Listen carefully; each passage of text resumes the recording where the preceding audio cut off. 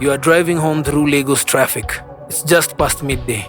The streets outside Ilepeju are loud, ordinary, alive. Then two vehicles box you in. Men with guns pull you from your car.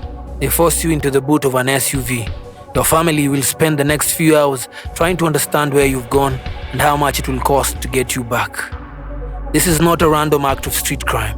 This is a business, and the man running it has just made one of the biggest mistakes of his career.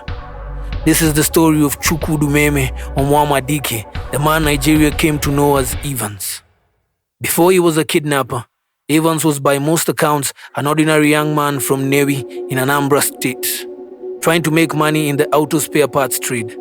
Nigerian court reporting and press account describe how he lost a large sum of money when a shipment of imported goods was seized by customs.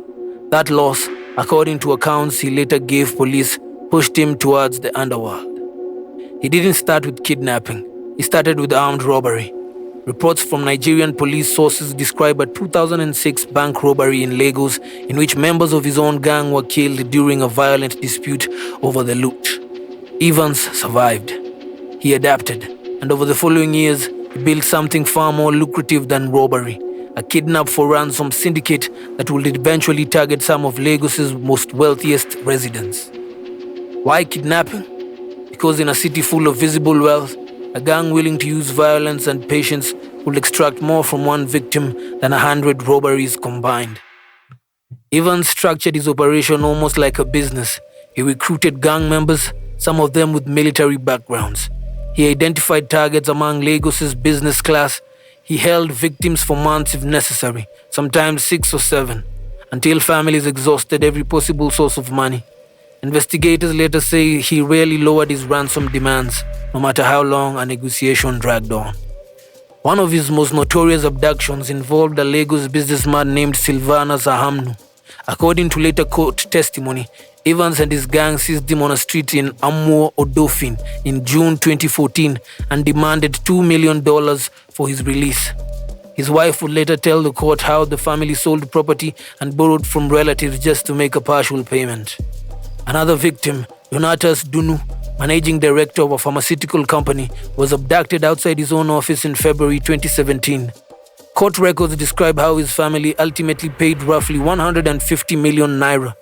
Dunu was released, but not before the case set off a chain of events that would end Evans' career. Because this time, police were closing in. For years, Evans had evaded capture. Investigators would later describe how he used multiple phones, including expensive satellite-capable handsets, specifically to avoid being tracked.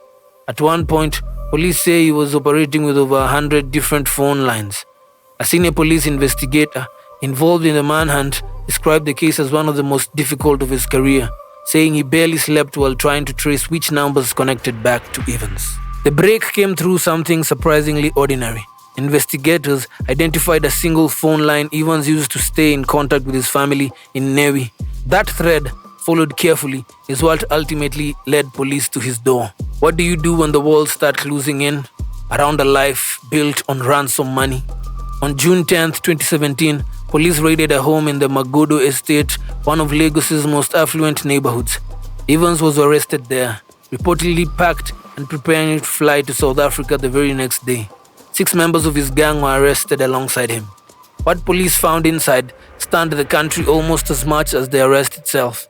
Evans wasn't hiding in a slum or a safe house. He was living in a mansion. Reports at that time detailed a property portfolio worth hundreds of millions of naira, homes in Lagos and in Accra, Ghana, luxury furnishings and multiple vehicles. The press had a name for him within days: the Billionaire Kidnapper.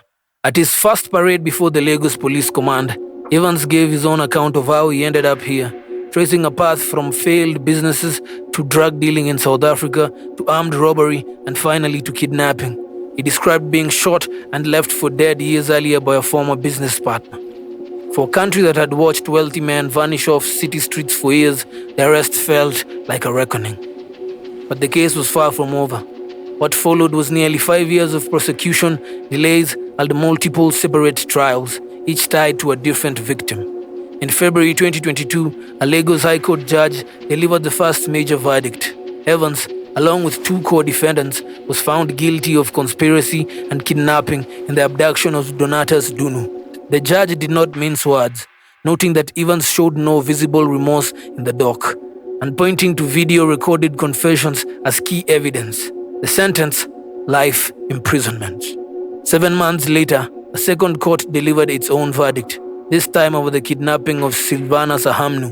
Evans and an accomplice, a former Nigerian army soldier, were convicted on 4 counts, including kidnapping and unlawful possession of firearms. The judge in that case handed down a sentence of 21 years to run alongside the life sentence already imposed. 2 convictions, 2 juries of evidence built on victim testimony, ransom records, and confessional footage. But even that was not the end. By late 2025, Evans was back in court yet again, this time facing fresh charges tied to the deaths of 2 police officers allegedly killed during one of his gang's kidnapping operations. As of now, those charges remain before the court. He has pleaded not guilty, and under the law, he is presumed innocent of them until proven otherwise. It's a strange thing, watching a case like this stretch across nearly a decade. The arrest that shocked a nation happened in a single afternoon. The reckoning is still being written in courtrooms today. What made Evans' story resonate wasn't just the ransom money or the mansions.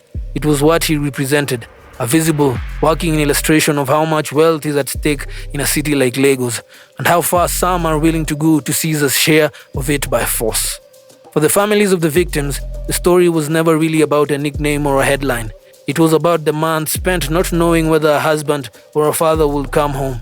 It was about selling property, draining savings, and negotiating for a life over a phone line with someone who felt no urgency to compromise.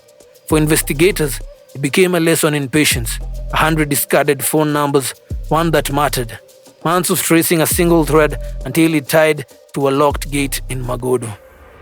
So what do we take from the rise and fall of the man they called the Billionaire Kidnapper? Maybe it's this: wealth built on fear doesn't stay hidden forever.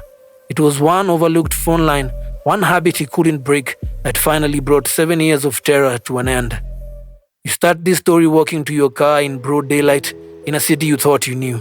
You end it understanding that the men behind the tinted windows are not invincible. Somewhere in the police file cabinet or a courtroom transcript, there's always a thread waiting to be pulled.